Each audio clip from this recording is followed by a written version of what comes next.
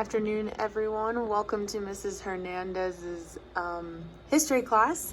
Today we are talking about life in the 1920s. Everyone is super excited because World War I is over and our troops get to go home. And because all the troops get to go home, that means they get to go to work. And so production is picking up in the United States.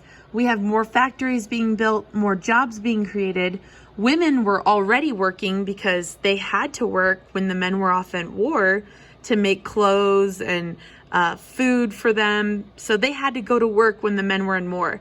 So now we have both men and women working at home in the United States, and everyone is starting to make a lot of money. And with that money, they can spend it on more things than they ever had.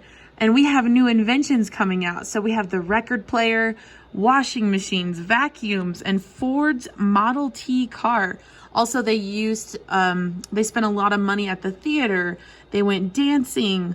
They did all kinds of things, and they just had lots of money. Well, after they had bought all the things that they wanted to buy, they started to think, how do we want to use our money? We have so much extra money. So what they did is they started investing. That was the next cool thing. And so every business, like car businesses, movie businesses, food businesses, everyone started investing their money. And investing is when you own a piece of a company. So if this, for example, is a company, and we'll say today Walmart, because you guys understand and know what Walmart is. Okay, so pretend like this is Walmart. Walmart is going to want more money to make their business bigger. But the way that they can do that is they can share or sell pieces of their business to other people, which means that if you are a buyer of the company, then you technically own a piece of the company.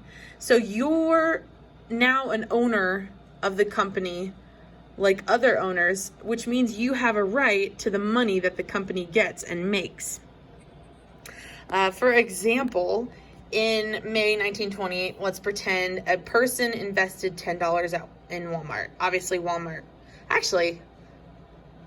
may have been a company then. I'm not sure. Anyways, but let's just pretend you invest or you buy a stock or a piece of their company for $10. So you're putting it in your investing piggy bank.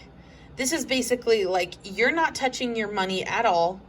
You're just putting in money and you're watching it grow. So in June of 1920, let's say that people kept buying things at Walmart. They bought so much that the company is making a lot of money. And because the company makes a lot of money, that means you're making a little bit more money too. So your $10 turns into $20.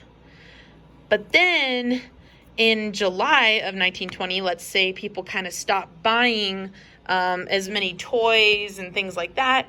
So all of a sudden, Walmart isn't making as much money that month in July. So then the value of Walmart starts to go down, which means the value of the money in here, it went from 20 and the next month it might be $13. But over the course of many, many years, the stock market kind of looks like this. It goes down, like where people stop buying things and then they buy a lot of things and then they stop buying and then they buy a lot and then they stop. But as they do that, the trend goes up, meaning it's still getting bigger. So if you see where you started at $10 in Walmart, your $10 in Walmart could turn into $50 or $80, and you didn't do anything except for buy a little piece of that company. So over time, there are going to be a lot of ups and downs, yet at the end, you usually make more than what you started with. And that's what investing is.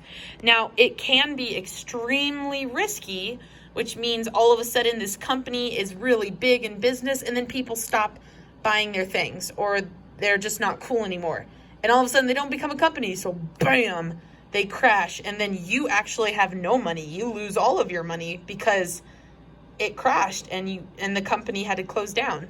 So it's extremely risky, but because people had so much money back in this time after the war, they just started investing a ton in all of these companies. So some people, so if I have a company right here, the record maker company, the Ford car company, and Procter and Gamble, which is like Colgate, they make, I think, Johnson and Johnson and all of those like healthcare products, right? So if you have all of these people, these are what the colors are for, buying a little piece of the company, some can buy a lot of the company, some can buy a little bit. That means they're getting back money that they put into it. So some people were getting back so much money that they started to invest their entire life savings. Now, you know that savings is just when you have money set aside for an emergency, and moms and dads have to do this because sometimes, you know, their car could break down, or they all of a sudden lost their job, and so they have to have they have to still feed their kids, they still have to turn on the lights, they still have to pay the phone bills. So people need to have a savings account where it's just money set aside.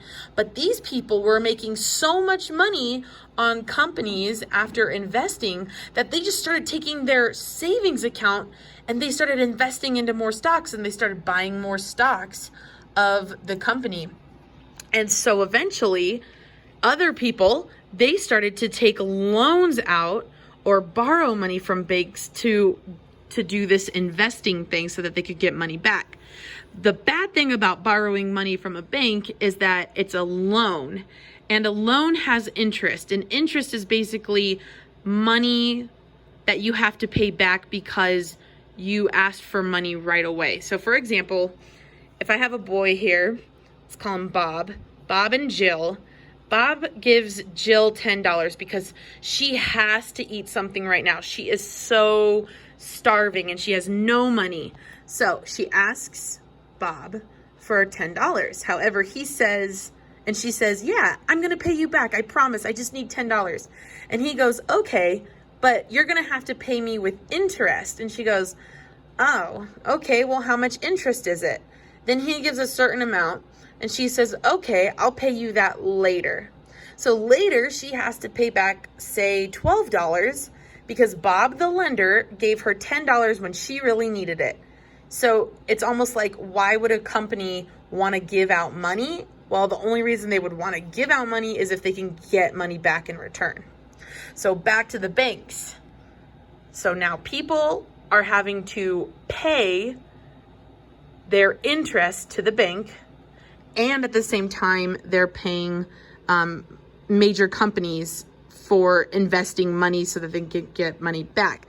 And when they pay the money, their interest to the banks are taking it, they're collecting their interest. So that's what all of this is. They're collecting the interest. And then they start to realize that, hey, they can make some money too on this investing thing. So they start to borrow customers' money to invest in the stock market. So here, if this is the bank, and inside the bank you have a safe, and you have a safe of everyone's money, right? So here's Joe's money, Barbara, Bob, and Jim's money, all locked up in a safe.